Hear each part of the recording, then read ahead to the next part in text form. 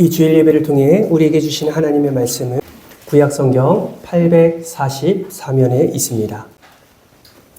시편 60편 1절에서 12절까지의 말씀, 꼭 여러분의 성경책을 펴셔서 여러분의 성경으로 함께 교독하면 좋을 것 같습니다. 구약성경 844면에 있습니다. 우리 한 절씩 교독하도록 하겠습니다. 하나님이여, 주께서 우리를 버려 흩으셨고 분노하셨사오나 지금은 우리를 회복시키소서. 주께서 땅을 진동시키사 갈라지게 하셨사오니 그 뿔을 비우소서. 땅이 흔들리니이시나. 주께서 주의 백성에게 어려움을 보이시고 비틀거리게 하는 포도주를 우리에게 마시게 하셨나이다. 주를 경외하는 자에게 깃발을 주시고 진리를 위하여 달게 하셨나이다. 주께서 사랑하시는 자를 건지시기 위하여 주의 오른손으로 구원하시고 응답하소서. 하나님이 그의 거룩하심으로 말씀하시되 내가 이기리라. 내가 세겜을 가르며 수고 보자들을 측량하리라. 길르앗이 내 것이요 므낫세도 내 것이며 에브라임은 내 머리의 투구요 유다는 나의 귀이며 모압은 나의 골문이라. 에돔에는 나의 신발을 던지리라. 블레셋아 나의 말미암아 부딪히라 하셨도다. 누가 나를 이끌어 견고한 성에 들이며 누가 나를 에돔에 인도할까? 하나님이여, 주께서 우리를 버리지 아니하셨나이다. 하나님이여, 주께서 우리 군대와 함께 나아가지 아니하셨나이다. 우리를 도와 대적을 치게 하소서. 사람의 구원은 헛됨이니이다. 우리가 하나님을 의지하고 용감하게 행하니 그는 우리의 대적을 도우신 이시니라. 아멘. 할렐루야. 할렐루야. 아멘. 지난 한 주도 잘 지내셨죠? 예, 옆에 분 손 한번 꼭 잡아보실까요? 이렇게 한번 축복하겠습니다. 지난 한 주간 잘 지내셨습니까? 네. 한 번 더 인사하실 때 은혜에 충만한 시간 되시기를 축복합니다. 네, 아멘. 오늘 여러분은 은혜의 주인공입니다. 아멘이십니까? 아멘 하는 자가 갑절의 은혜를 받을 줄 믿습니다. 아멘. 사랑하는 성도 여러분, 실패는 성공의 어머니라는 말을 많이 들어보셨지요. 이는 1만 번 실패 후에 전구를 만든 에디슨의 유명한 말입니다. 이 말은 어떤 것을 도전하기에 앞서 실패를 두려워하는 자들에게 용기를 줄 뿐만 아니라 이미 실패를 경험한, 그래서 낙담하고 절망하고 있는 자들에게 위로가 되는 말이기도 하지요. 그런데 에디슨은 이런 말만 남기지 않았습니다. 또 이런 말도 남겼더라고요. 인생에서 실패한 사람 중 다수는 성공을 목전에 두고도 모른 채 포기한 이들이다.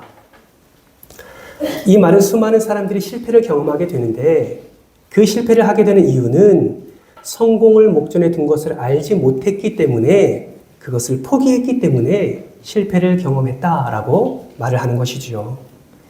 여러분, 우리 학생들을 보십시오. 우리 초등학생, 중학생, 고등학생 열심히 공부를 합니다. 그런데 공부하다가 실패를 경험합니다. 여러분, 왜 학생들이 실패를 경험합니까? 공부를 하는데 재미도 없고 또 이해도 안 되고 해도 점수도 오르지 않고 그러다 보니까 한 과목 한 과목 손에서 놔버리게 되는 것이죠. 그래서 스스로를 이렇게 표현합니다. 나는 수포자야. 나는 영포자야. 이렇게 이야기를 하지요. 여러분, 수포자가 뭡니까? 예, 수학을 포기하신 분들만 알 수 있는 단어인가요? 아니죠? 네, 맞습니다. 수포자는요, 수학을 포기한 사람을 의미합니다. 영포자는요? 맞습니다. 영어를 포기하는 자를 의미하는 것이죠. 여러분, 우리 다음 세대뿐이겠습니까? 여러분, 청년 세대는 어떤가요? 오래전부터 사용되는 단어들이 있습니다. 우리 청년 세대를 일컬어 3포 세대, 5포 세대, 7포 세대를 이야기합니다. 여러분, 3포, 세 가지를 포기한다는 의미죠. 무엇을 포기할까요? 연애를 포기하고, 결혼을 포기하고, 취업을 포기한다, 출산을 포기한다는 의미입니다. 5포는 여기에 두 가지를 더하지요. 내 집 마련을 포기하고, 취업을 포기한다는 이야기고, 7포는 여기에 더해서 꿈과 희망까지 포기한다라는 의미가 담겨져 있습니다. 요즘은 이것보다 훨씬 더 많은 것들을 포기합니다. 그래서 요즘 세대는 N포 세대라고 이야기를 하지요.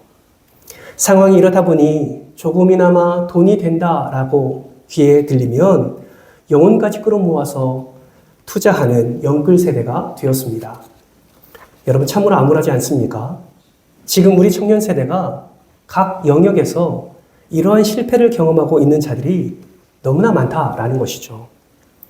그렇다면 여러분은 어떠십니까? 혹시 경제적인 실패로 절망 가운데 있지는 않으십니까? 관계적인 실패로 좌절하고 계시지는 않으신가요? 우리는 연약한 존재이기 때문에 여러분 우리는 실패할 수 있지요. 우리는 넘어질 수 있습니다. 때로는 쓰러질 수도 있어요. 혹여나 지금 상황이 실패를 경험하여 좌절과 절망 가운데 있는 상황이라면 여러분 절대로 이것만은 포기하지 마시기 바랍니다. 그것이 무엇이냐면 따라서 해볼까요? 하나님입니다. 뭐라고요? 하나님이에요. 여러분 많은 상황이 많은 절망적인 그 어려움이 나에게 미친다 할지라도 절대로 우리가 포기하지 말아야 될 것은 바로 저와 여러분의 하나님입니다. 왜 우리가 하나님을 포기하면 안 됩니까? 하나님이 저와 여러분을 포기하지 않으셨기 때문입니다. 저와 여러분, 우리를 선택하기 위해서, 우리에게 은혜를 베풀기 위해서 하나님 자신의 것은 다 포기해도 저와 여러분은 포기하지 않으셨기 때문이지요. 무엇을 포기하셨습니까? 우리가 알 수 없는 그 하늘의 보좌와 그 하늘의 권세를 예수님은 포기하셨습니다. 그 거룩함과 그 찬양과 영광이 있는 그곳을 우리 주님은 포기하셨어요. 모든 것을 포기하고 낮고 낮은 이 땅 가운데 내려오셨습니다. 섬김 받는 것을 포기하셨습니다. 오히려 자기가 허리를 굽혀 더럽고 추한 우리 발을 씻어주셨죠. 존경과 존중받는 것을 포기하셨습니다. 여러분 근데 그거 아십니까? 많은 사람들에게 손가락질 당하고 많은 사람들에게 침뱉음 당하고 조롱당하고 수없이 매를 맞아도 여러분 저와 여러분을 포기하지 않으시니가 우리 주님이십니다. 가장 수치스러운 가장 모멸감을 안겨주는 그 십자가의 대못을 박히고 옆구리에 창을 찔림 당해도 포기하지 않으셨어요. 누구를요? 저와 여러분을 포기하지 않으셨습니다. 여러분 왜 우리가 하나님을 포기하면 안 됩니까?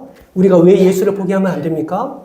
모든 어려움 상황 속에서도 저와 여러분을 포기하지 않으시니까 그분이시기에 우리도 그분을 절대로 포기하면 안 되는 것입니다. 그러므로 여러분 기억하십시오. 하나님을 포기하지 않는 삶이 성공하는 삶입니다. 하나님을 포기하는 것이 아니라 하나님 안에 거하는 것이 하나님의 모든 영적 전쟁에서 승리를 허락해 주시는 지름길이라는 사실을 우리는 반드시 기억해야 되는 것입니다. 그러므로 여러분 어떤 상황 가운데서도 하나님을 포기하지 마시기를 주님의 이름으로 축복합니다. 어떤 상황 가운데서도 심지어 내 생명이 끊어질 것 같은 고통이 있다 할지라도 끝까지 우리를 포기하지 않으신 그 주님을 여러분 붙잡으시기를 주님의 이름으로 축복합니다. 그렇다면 어떻게 하면 이러한 실패와 절망 가운데서도 하나님을 포기하지 않고 그분만을 의지하며 그분이 허락해 주신 은혜를 누릴 수 있을까요? 오늘 본문 말씀이 이 질문에 대한 답을 제시하고 있습니다. 오늘 본문 말씀은 어떤 말씀인가요? 너무나 감사하게도 오늘 본문 시편 60편 말씀을 보면 여러분 성경책을 한번 보실까요? 위쪽에 보면 표제어가 자세하게 기록되어 있는 것을 우리는 확인할 수 있습니다. 이것은 이 시가 어떤 배경에서 어떤 상황에서 쓰여져 있는가를 우리에게 정확하게 말씀해주고 있습니다. 여러분 시편 60편 다윗이 쓴 시거든요. 이 다윗은 어떤 상황에서 이 시를 썼습니까?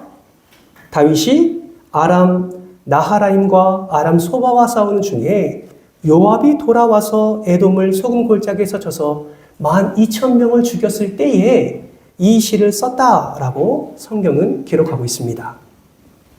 아람 나하라임, 아람 땅에 있는 지역이에요. 유프라테스 강과 티그리스 강, 그 메소포타미아 지역을 가리키고 아람 소바는 중부 시리아 지역에 위치한 아람의 소왕국 중에 하나입니다. 이들과 싸우는 중에 에돔을 쳐서 12,000명을 죽였다라는 것이죠. 여러분 이 상황만 보면 이 표제어만 보면 다윗이 모든 전쟁 가운데 승리하고 이기는 모습이 상상이 됩니다. 아람 나하라임과 아람 소바와 싸우는 중에 또 에돔까지 상대해서 그 에돔에 12,000명을 죽였다라는 것은 그만큼 다윗의 군대가 강하고 다윗이 항상 승리를 향해 달려가고 있음을 우리가 짐작할 수 있는 것이죠. 그런데 여러분, 그 표제요 밑에 1절 말씀을 우리가 자세히 보면 전쟁에서의 승리와 감격, 그 감사보다는 정반대의 분위기가 감지되는 것을 확인할 수 있습니다. 1절 말씀 같이 한번 읽어볼까요? 시작! 하나님이여 주께서 우리를 버려 흩으셨고 분노하셨사오나 지금은 우리를 회복시키소서. 아멘. 분명히 표제어는 12,000명을 죽이고 승리할 때입니다. 그런데 1절 말씀은 다윗의 기도를 보니 뭔가 분위기가 심상치 않습니다. 여러분, 왜 다윗은 이러한 기도를 하나님께 올려드렸을까요? 표제어를 넘어 또 다른 더 깊은 구체적인 배경을 살펴보면 우리는 이해할 수가 있습니다. 여러분, 이 시편 60편 말씀은 사무엘하 8장과 역대상 18장 말씀을 배경으로 하고 있습니다. 나중에 시간이 되시면 꼭 한번 사무엘하 8장과 역대상 18장 말씀을 한번 읽어보십시오. 이 본문 말씀들을 참고해보면 하나님께서 다윗을 얼마나 높였는지를 우리는 확인할 수가 있습니다. 다윗이 어디를 가겠든지 이기게 하셨어요. 다윗은 모압을 쳐서 엎드리게 하였습니다. 소바 왕 하닷 에셀도 쳐서 승리합니다. 소바 왕을 도우러 온 많은 그 아람 군대도 22,000명이나 쳐서 죽이고 그들로 하여금 조공을 받는 그런 은혜를 입게 됩니다. 다윗은 승승장구하였고 다윗은 실패가 없었습니다. 그런데 승리만 경험하는 그 다윗에게 실패의 그림자가 다가옵니다. 북쪽에서 나하라임과 소바를 공격하고 있을 때 에돔이 쳐들어왔다는 소식을 들은 거예요. 북쪽 그 아람 땅에서의 그 전쟁 가운데 남쪽에 있는 그 지역에 에돔이 쳐들어왔다는 소식을 듣게 된 것입니다. 문제는 뭐냐면 그 남쪽에 남아있는 그 지역에는 사랑하는 가족들이 있습니다. 더 문제는 뭐냐면 북쪽에서 전쟁하고 있는데 남겨온 그 남쪽 지역에는 하나님의 궤가 있어요. 수많은 하나님이 주신 소유물이 그 남쪽 지역에 있습니다. 그런데 그 지역을 지금 누가 쳐들어왔다고요? 에돔이 쳐들어왔다고요. 북쪽에 전쟁하고 있는 것을 알고 그 약한 틈을 타서 에돔이 쳐들어왔습니다. 여러분이 다윗의 입장으로 한번 생각해 보십시오. 열심히 전쟁하고 있습니다. 아람을 고쳐서 이길 찰나입니다. 조금만 더 힘을 내면, 조금만 더 진군하면, 조금만 더 마음을 다해서 전쟁에 임하면 이제 아람 땅에 있는 것을 취할 수 있습니다. 그런데 들려요. 뭐가요? 남쪽에 우리 땅에 에돔이 쳐들어왔다는 소식을 듣게 됩니다. 여러분, 다윗이 얼마나 다급했을까요? 그 소유물 빼앗기는 건 상관없습니다. 사랑하는 자녀들이 있잖아요. 하나님의 궤가 있잖아요. 다윗은 큰 좌절과 절망에 빠지게 됩니다.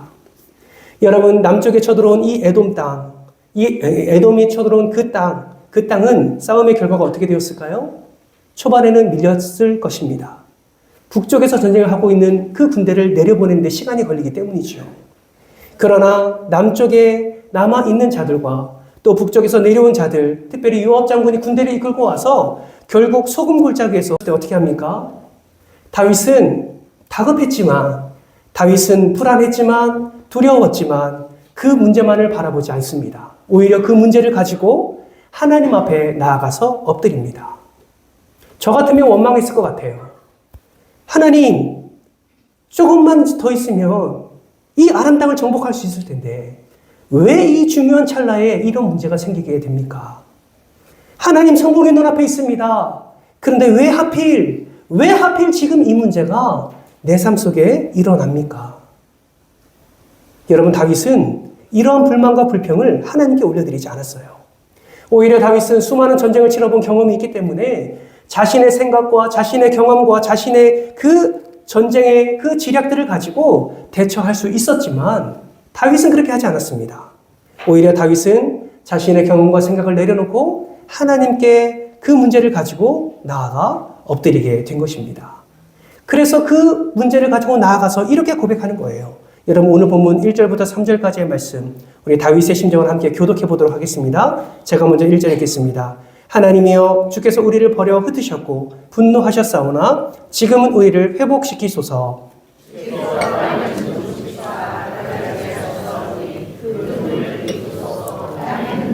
같이 읽습니다. 주께서 주의 백성에게 어려움을 보시고 비틀거리게 하시는 포도주를 우리에게 마시게 하셨나이다. 아멘. 다윗이 어떤 기도를 간절하게 하고 있습니까? 하나님의 진노를 그치시고 하나님의 백성과 온 땅을 회복시켜 달라고 그렇게 간구하고 있는 것입니다. 사랑하는 성도 여러분, 우리도 마찬가지 아닙니까? 우리도 인생을 살아가면서 다윗처럼 원치 않게 생명의 위협을 당하는 어려움을 경험할 때가 있습니다. 그 어려움이 생기면 우리 안에 두려움이 생기고 절망에 사로잡히게 되죠. 사업이 계획대로 잘 진행되다가 시대의 변화와 상황에 맞닥뜨려서 한순간에 부도가 날 때도 있습니다. 오랫동안 준비한 시험인데 나의 실수가 아닌 다른 사람의 실수에 의해서 그 시험을 포기해야 할 때도 있습니다. 자신만만했던 건강에 문제가 생길 때도 있고 또 그렇게 믿었던 사람인데 배신을 당할 때도 있습니다. 갑작스럽게 닥쳐온 이러한 문제로 생명의 위협을 느낄 때도 있고 두려움과 좌절과 절망 가운데 빠지는 경우가 있다라는 것이죠. 여러분, 그럴 때 어떻게 해야 됩니까? 다윗처럼 우리는 엎드려야 하는 것입니다. 엎드림은 영어로 페이스 다운이라고 합니다. 페이스 뭡니까? 얼굴을 의미하는 것이죠. 다운, 낮추는 것을 의미합니다.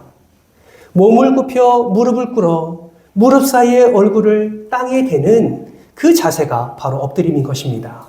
세상 사람들은 말하죠. 무릎 꿇으면 패배를 인정한다고. 여러분, 그러나 하나님 앞에 꿇는 무릎은 그러한 의미가 아닙니다. 여러분, 낙타를 보십시오. 사막에서 길을 찾아 앞으로 나아가는 낙타는 뜨거운 모래 폭풍이 휘몰아칠 때 어떻게 하시는지 아십니까? 낙타는 가던 발을 멈춥니다. 그리고 무릎을 꿇지요. 모래 폭풍이 지나가기를 하염없이 기다립니다. 여러분, 거칠고 흉한 그 낙타의 무릎이 거센 사막의 모래바람을 이겨낸 승리의 무릎이 됩니다. 목마름과 굶주림을 견뎌낸 그 생명의 무릎이 되는 것이죠. 어렵고 힘든 광풍 속에서도 고독하고 적막 같은 어둠 속에서도 무거운 짐을 버텨내는 것은 바로 무릎입니다. 그러므로 여러분, 우리도 마찬가지입니다. 하나님 앞에서의 엎드림이 이와 같다라는 것이죠. 자기의 몸과 마음을 낮추어 자신의 부족함과 연약함을 인정하는 그 낮아짐, 그 겸손의 자세로 하나님께 엎드릴 때에 우리는 좌절과 절망, 그 두려움 가운데서 견뎌낼 수 있을 뿐만 아니라 하나님이 베푸시는 그 은혜를 우리는 맛볼 수 있게 되는 것입니다. 사랑하는 성도 여러분, 기억하십시오.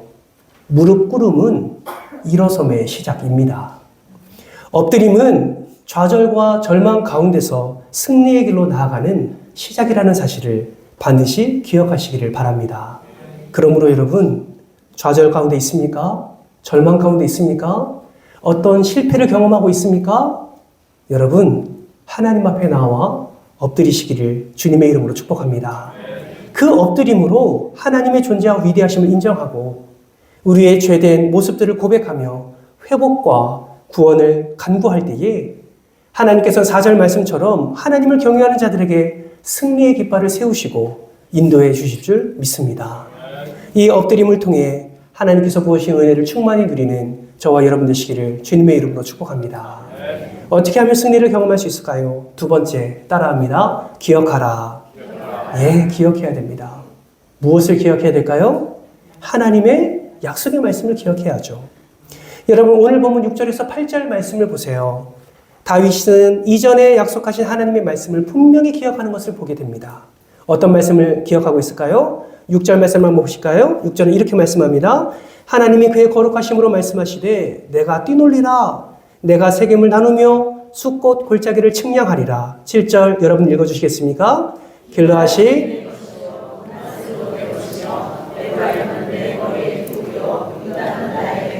8절 같이 있습니다. 모압은 나의 목욕통이라 에돔에는 나의 신발을 던지리라. 블레셋아 나로 말미암아 외치라 하셨도다. 아멘.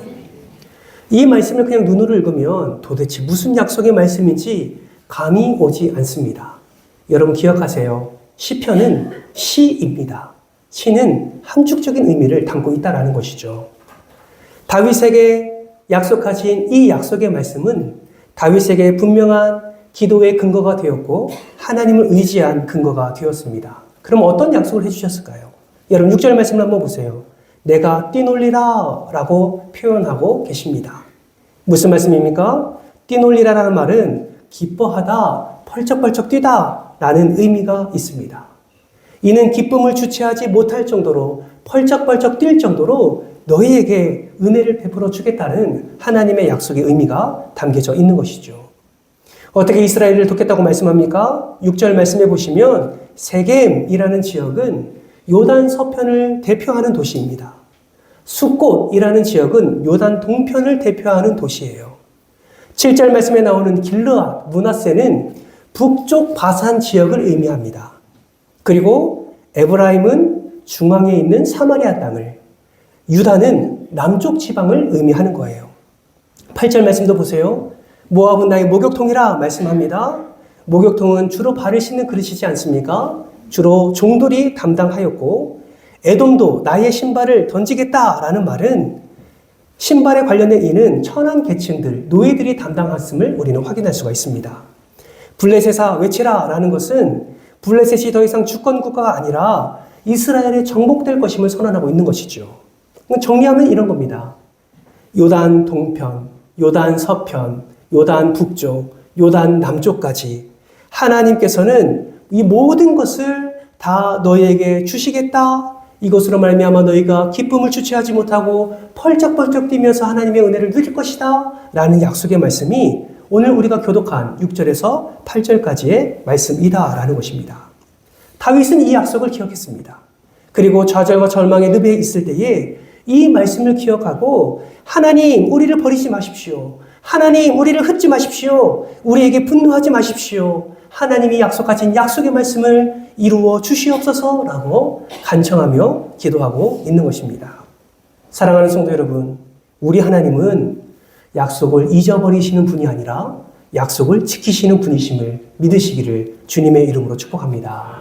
우리 하나님은 반드시 약속을 지키세요. 다윗이 그 사실을 알고 있었습니다. 다윗이 얼마나 죽을 고비를 많이 넘겼습니까? 얼마나 시기와 질투 속에 유리하며 방황하며 고통했습니까? 얼마나 그가 사망의 음침한 골짜기로 다니면서 그러한 고통과 어려움을 당했습니까? 그러나 우리는 알지요. 다윗이 어느 상황 가운데 있든지 하나님을 바랐고 하나님을 의지했고 말씀에 순종했습니다. 그랬더니 다윗에게 승리가 허락되어졌음을 오늘 말씀을 통해서 우리는 확인할 수 있습니다. 사랑하는 성도 여러분, 저는 여러분이 다윗과 같은 인생이 되기를 주님의 이름으로 축복합니다. 어려움이 있을 수 있지요. 좌절 있을 수 있습니다.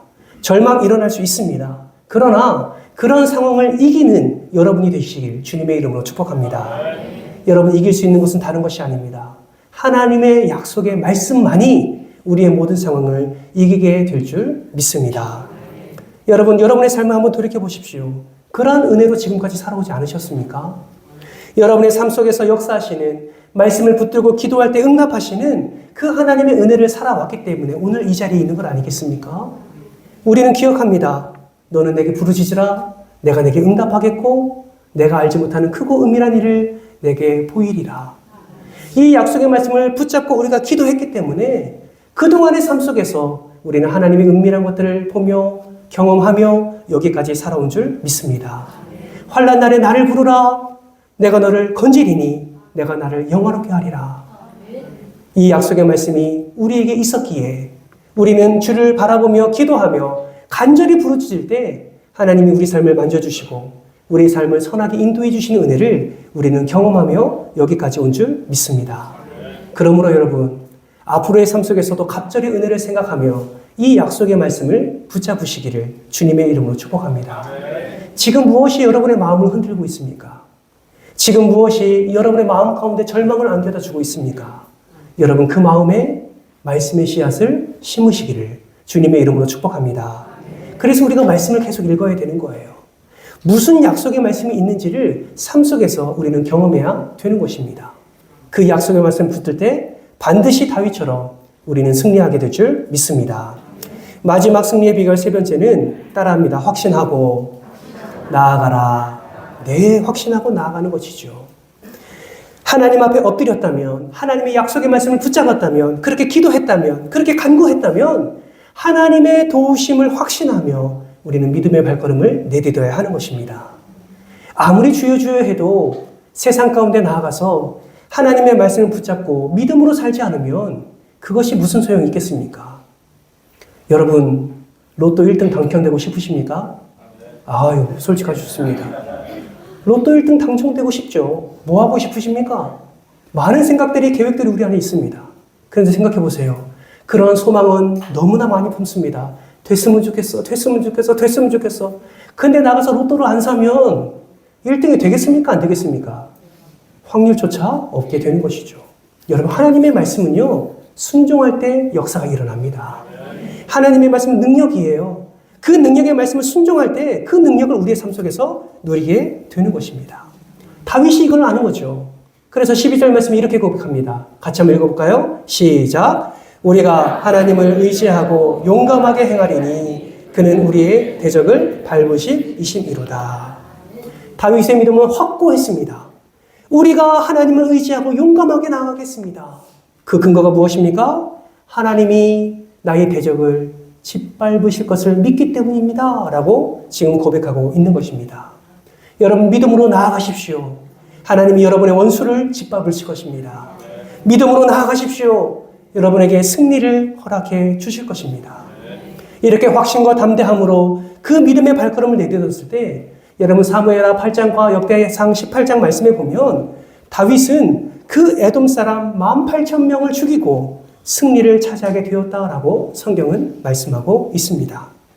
사랑하는 성도 여러분, 하나님 앞에 나와 모든 짐을 내려놓고 마음을 다한 기도한 후에 그 짐을 짊어지고 다시 돌아가는 자를 우리는 어리석은 자다라고 말을 합니다. 하나님 앞에 믿음으로 기도했다면 이제 모든 짐 다 내려놓고 하나님이 허락해 주시는 말씀의 약속을 붙들고 세상 가운데로 나아가게 되면 우리는 그 말씀의 능력을 경험하게 되는 줄 믿습니다. 여러분, 기억하십시오. 하나님은요, 여러분의 삶을 아세요. 그래서 여러분의 삶 속에 이미 구원의 길을 예비해 놓으셨습니다. 여러분의 삶 속에 이미 승리의 길을 예비하셨습니다. 이것을 믿음으로 취하는 자가 하나님의 놀라운 구원과 승리를 경험하게 될 줄 믿습니다. 말씀을 맺겠습니다. 사랑하는 성도 여러분, 우리 인생의 성공과 승리는 하나님 안에 있음을 기억하시기를 바랍니다. 어떠한 좌절과 절망이 우리를 에워싼다 할지라도 하나님 안에만 있으면 우리는 일어날 수 있고 승리할 수 있습니다. 그러니 지금 계획이 실패하고 지금 원하지 않는 그 좌절과 절망, 그 사망의 고통이 나에게 있다라고 할지라도 그 문제에 여러분의 시선을 두지 마시고 하나님께 시선을 들이시기를 주님의 이름으로 축복합니다. 아프죠? 힘들죠?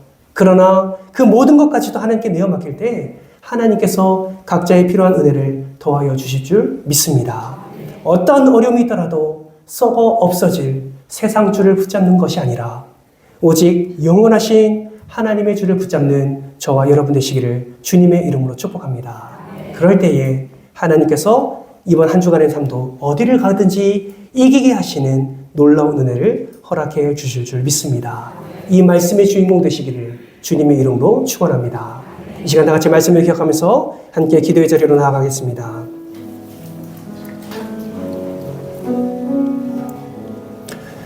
여러분은 지금 무엇을 바라보며 살아가고 계십니까? 그 바라봄 뒤에 이미 하나님을 포기하는 마음이 있지는 않으십니까? 하나님은 지금도 여러분의 삶 속에 여러분이 승리를 경험하기를 원하고 계십니다. 사랑하는 자녀의 삶이 펄쩍펄쩍 뛰는 기쁨을 누리기를 하나님은 지금도 기대하고 계십니다. 이미 그 기쁨을 예비해 두셨는데, 이미 그 구원과 이미 그 승리를 예비해 두셨는데 자녀들이 그것을 맛보지 못한다면 사랑하는 부모로서 마음이 얼마나 아프겠습니까? 이 시간 기도할 때에 하나님이 예비하신 것, 오늘의 우리의 삶 속에서 풍성히 누릴 수 있도록 은혜를 더하여 주옵소서. 하나님, 제가 지금 아픕니다. 제가 지금 실패를 경험해서 너무나 좌절이 가득합니다. 너무 절망스러운 삶을 살고 있습니다.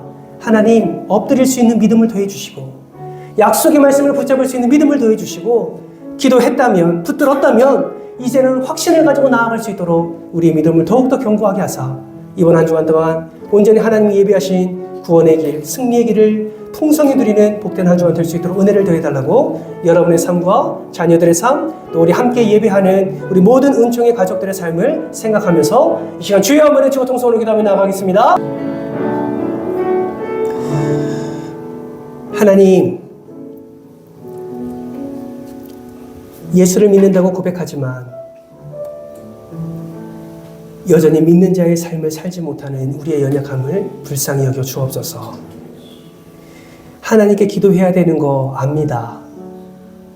약속의 말씀 붙잡아야죠. 확신 가운데 나아가는 것이 그리스도인의 삶이라는 것도 너무나 잘 압니다. 그러나 어느덧 내 삶을 돌아보면 이 하나님의 말씀은 온데간데 없고 내 경험과 내 지식과 내 생각과 내 고집과 내 성격과 내 성질과 나의 그 불완전하고 완벽하지 못한 모습들이 너무나 많이 나오고 있는 것을 고백합니다. 하나님, 이번 한 주간 살 동안에 악한 사단은 우리를 삼키기 위해서 수단과 방법을 가리지 않을 터인데 그러한 삶 속에서 오직 주님만을 먼저 생각하는 우리가 되게 하여 주옵소서. 매번 똑같이 믿음사 따로 사회생활 따로 살아가지 않게 하시고 이번 한 주간 살아갈 동안에 오늘 말씀을 기억하며 힘든 일이 있으면 먼저 엎드리게 하시고 매일매일 말씀을 통하여서 먼저 약속의 말씀을 붙들게 하시며 확신 가운데 그 말씀을 붙들고 순종의 삶으로 나아가는 우리 모두가 되게 하여 주옵소서. 항상 이기게 하시는 하나님의 놀라운 능력을 한 사람도 예외 없이 우리 모든 사랑하는 성도들의 삶 속에서 풍성하게 일어날 수 있도록 우리 성도들의 삶을 마음껏 축복하여 주시옵소서. 감사를 드리오며 사랑이 많으신 예수님의 이름으로 기도드리옵나이다. 아멘. 지금은 우리 주 예수 그리스도의 은혜와 하나님 아버지의 그 크신 사랑과 성령 하나님의 감화 감동 대주 교통 역사하심의 은혜가 절망에서 승리를 경험하기 위해 하나님께 간절히 엎드리고 약속의 말씀을 기억하며 확신하며 세상에 담대히 나아가기로 결단하는 사랑하는 모든 성도들 머리머리 위에 이들의 가정과 자녀들 위해 우리 은총교회 위에 이제로부터 영원토록 함께 있을지어다. 아멘. 우리 인사교제를 마치겠습니다. 한 주간도 승리하십시오. 인사하겠습니다. 한 주간도 승리하십시오.